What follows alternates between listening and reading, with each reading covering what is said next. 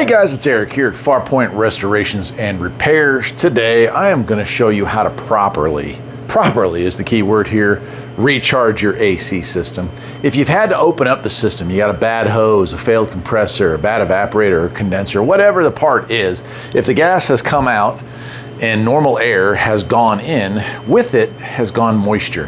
And in order to do a AC recharge properly, you've got to get the moisture out. To do that, I'm going to show you I have a couple of tools over here, and then we'll get started on this. Now, your car is going to have fittings in different places, but honestly, if it's an R12, R134, or even a YF1234A, it's going to be the same procedure. Let's head over to the bench. I'll show you the tools you're going to need. You can rent these or you can buy these. Honestly, in these days, it used to be that an AC equipment was so expensive, but now it's affordable for the home mechanic. Let me show you what you're going to need.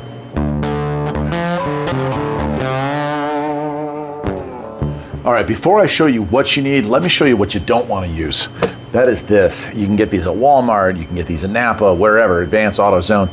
It is a R134, just screw it in there, spray it until it fills back up and stops short cycling. Does that work? Short term? Yeah, if you're on the side of the road, halfway through a road trip or something like that, and your AC stops cooling properly, you might get away with that, but you have not fixed any problems, and you have not taken any of the moisture or air out of the system, so you're doing it wrong. You're never gonna get the precise charge that these systems need to work. So this needs to stay on the shelf. What you do need is something like this. This little kit from Bevor has got everything you need for the evacuation part of it. You're gonna need this. It's a vacuum motor, and you're also going to need a gauge set. Here's the gauge set that this one came with. In the case of evacuating and recharging this system, we're only going to need the low side. So there's something you need to know, is that you don't even need to hook up the high side on this to do this job. Okay, the other thing you're going to need is this over here. This is a scale. In order to properly measure the amount of air conditioning gas that needs to go back in, R134, R12, whatever it is at this point in time, you're going to need a scale. This I just picked up. I had a scale. I think it was so old. I think it was OTC and it finally died. Also a Bevor unit. They make a lot of automotive tools now that are pretty inexpensive. And this tool here is exactly what it sounds like. First thing you do is zero it out. I've already got mine set to pounds, and you can light that thing up and you can press on it, and our weight goes up and down. So we can actually measure when it's time to insert the fuel or the gas into the AC system, how many pounds we're putting in there, right down to the ounces. And that is what makes that awesome. So that's what you're gonna need. Like I said, you can rent it, you can buy it. I'll leave links to where I got all this stuff. Let's get over to the car and I'll show you where you need to find your one fitting in order to make this whole magic work. All right, here we are on my Volvo, and you'll notice we have a high side fitting here. And over here we have our low side fitting. This is the one we're going to be working with. You can evacuate a system and take the gas out, but in this case, the gas is already out. We had to replace the low side hose, so the system is empty with the high side, but we're just going to worry about low side. And it's a little tricky, a little hard to see here, but down in this crevice is our low side fitting. I'm going to go ahead and unscrew that and set that little valve cap off to the side, and we're ready to get this party started. Now, a lot of times the shocks on these old cars, the hood shocks, if it has it, aren't quite up to the task, but we're going to unhook it. We're going to see. This gauge set has a hook, and we're going to hook it right there onto that, and we're going to hope that it stays placed. It looks like it's going to try. We're going to unhook our low side fitting, that's the blue one, and we're going to hook that up to our fitting down there. This screw right here turns it on. So if you've never used an R134 gauge, which is what I'm messing with today, you want this thing all the way out to the off position or closed position. You're going to put it onto your low side fitting, and then you're going to turn that down until it is all the way to the open position. You want to make sure though that this is closed and this is closed, okay? All right, so a little hard to see down in the hole there, but that's what I'm going to do next. Once you have that all screwed down on there, you want to give it a good wiggle, see if you can pull up on it. You want to make sure that's a good seat. In this case, it is.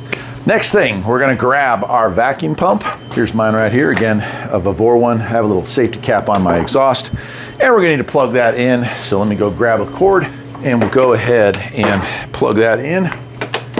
And we need to hook this right here, which is our vacuum port, to this right here. And we're gonna go ahead and turn it on. And we wanna see, I'll go ahead and I'm gonna back the camera up a little bit so you can kind of see the gauge set. Now the gauge set right now is reading neutral, pretty much ambient pressure here at the house, and that's what we want. When I flip this on, however, we should start to see that gauge go down even with this closed, right? We're not pulling a vacuum on this, we're just pulling a vacuum on this line and into the system. So you can see it starting to move downward. All right, but we want to go much farther with this, obviously. So now what we need to do here is open this up, and you can hear it switch on. Hear the vacuum pump going a little harder. And we're gonna wanna pull that down to 30, negative 30, right? So you do that, and what we're gonna do here is we can't just run this thing for 5 minutes. The official time is gonna tell you an hour. Mechanic time is going to tell you 15 minutes. Somewhere in between is great, right? Why are we doing this? We want to get the moisture out, but why do we want to get the moisture out? There's something called a desiccant bag in this system. That collects the moisture in your system, anything that gets in. And that bag is like charcoal dust. It's going to swell up and fail, and then it's going to shoot charcoal gunk all through your systems. Really common on Hondas from like the mid-2000s. Really big problem with those. So you want to make sure that that doesn't happen, because if it does, that stuff clogs up your condenser, clogs up your evaporator, damages your compressor, and can cost you really, really expensive repairs. So by running a vacuum, by not just pumping gas back in this thing after doing work on the car, by running a vacuum on this, we're going to make sure that all the moisture gets sucked out, that all the air gets sucked out, and then we're left with a nice, dry, clean, inert system. All the lines, everything is going to be completely out of gas, out of oxygen, out of nitrogen, out of everything else in the world, right? We're just pulling it down as much as we can. So I'm going to pause the camera. We're going to wait 30 minutes, and it'll be time to shut this off, hook up our scale, and put some gas in this thing. All right, our 30 minutes are about up, and I just want to show you, hopefully you can see, we're right down there to that 30 number that we're looking for, and so we're going to pray that our repair is the right repair. What we're going to want to do now is we're going to turn that pump off, and we're going to let that sit for a bit. There are two ways to determine if you have a leak in a system. Obviously, when there's gas in it, we can use something like this that is a gas analyzer. This also came with that kit from Bevor, although I have several others just like that. It's just a hydrogen, or in this case, a multi-gas sniffer, right? You would run that around various items to see, oh, do we have a leak here? Do we have a leak here? And it'll beep. It also has sensitivity control.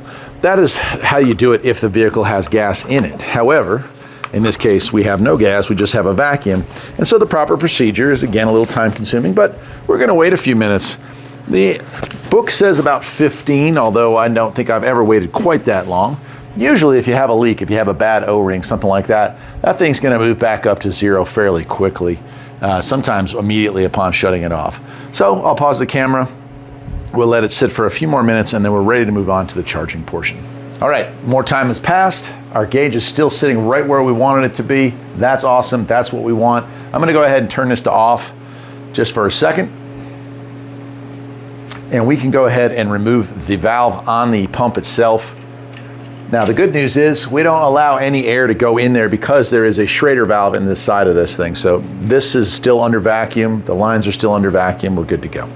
All right, so I'm gonna set that aside. We'll go ahead and get our vacuum pump out of the way because we're done with that. All right, and we're ready to move on to the scale. Now again, in that Vevor kit, we have tank adapters, R422. So like with a kit like this, with this stuff, with a vacuum pump, with a gauge set, and with a scale, you could work on refrigerators, air conditioning, and obviously vehicles, right? So, I mean, it's kind of like if you're gonna be a do-it-yourself or a homeowner or whatever, I've got a mini split system. I bought this actually for the mini split system, but we're in the middle of winter now, so I'm just gonna wait till spring and I'll deal with the leak that I have on that. Anyway, so I'm gonna hook this fitting up. I'm making sure this tank is off. We'll go ahead and screw this on, and we'll go ahead and hook up our yellow line here. Now again, our gauge is set to off. I'm gonna go ahead and flip this thing over, because we always charge with liquid. I'll open the valve on that, but nothing's gonna happen, right? It's gonna go to the gauge set, but it won't be able to travel into the vehicle itself. Now, we got this over here. Let me get the camera over here and show you how the scale works. Okay, the way to use this scale, we're gonna turn this thing on. Hopefully y'all can read this. I'll zoom in as much as I can. All right, we got the lamp on. We're gonna zero this out, okay? Now, we can weigh this thing, like again, if I push down on this, I'm adding, right? But in this case, we're gonna be removing. Now you can choose ounces, kilograms, or pounds. I'm in pounds. This car, you'll need to look this up on any vehicle you're doing this on. This car takes 2.17 pounds, so that's what I'm going to be measuring out here as time goes on. What I'm going to do is open the valve on the gauge pack, and we should see fuel start, or not fuel, but gas start to fill. I'm going to turn the valve on, and you're going to see it go into the negatives, right? So it is counting up. And I'll zoom in here if I can to show you like how this is all happening at once. We don't want to disturb the scale, so I kind of have to stand away from it. But we're going to let that run. I can actually see through the sight glass on this gauge that fuel or that gas is going in. I'll show you that here too. And you can see the liquid going in right there. Now this is going to take a bit. We don't want to rush through this, right? We're at 0.6 of a pound. Right, we're almost getting ready to go to a pound here, but it's just going to continue to do its thing. And when we get to our set, right, 2.17 pounds, we are going to turn off the low side valve on that gauge set again, okay? We're not going to touch this because doing that's going to mess with stuff. Eventually, obviously, we want to turn that off, but in this case, we're just worrying about turning off the gauge. Okay, so we're right at about 2.01. We're like getting so close. So what I'm going to do now is close this off, and then I'm going to close off my tank. We're not done yet, and I'll show you why. Okay, with that off and the valve here on this closed, what we need to do now is kind of equalize, lower the pressure some because we have a lot of pressure in the low side. We're going to pull the rest of that out with the AC compressor itself. So I'm going to open the garage door here, fire up the car, and run the AC on full. We'll see these gauge cycle up and down a bit, and when it lowers itself down to a normal number, we'll unplug everything and we'll call it a day. Now, you may be a little harder to see here, but the AC is cycling on and off, and we're pulling it down more towards the 30 PSI range, which is where we want it. You can hear it come on and drop off. I'll go ahead and open this. That'll suck the last of this gas out of the system.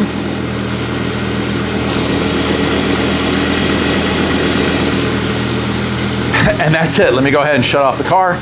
If you have any concern about any other leaks, you can always use the leak detector to search for those. All right, with the car turned back off, we'll go ahead and unhook my gauge set, and we can go ahead and put this stuff away. That, my friends, is how you properly service an AC system. And I know there are so many shortcuts out there, guys and gals. You can get those cans and squirt in there, and you can get away with that for like a year, year and a half. But what you don't realize is you're causing yourself a whole lot of trouble down the road.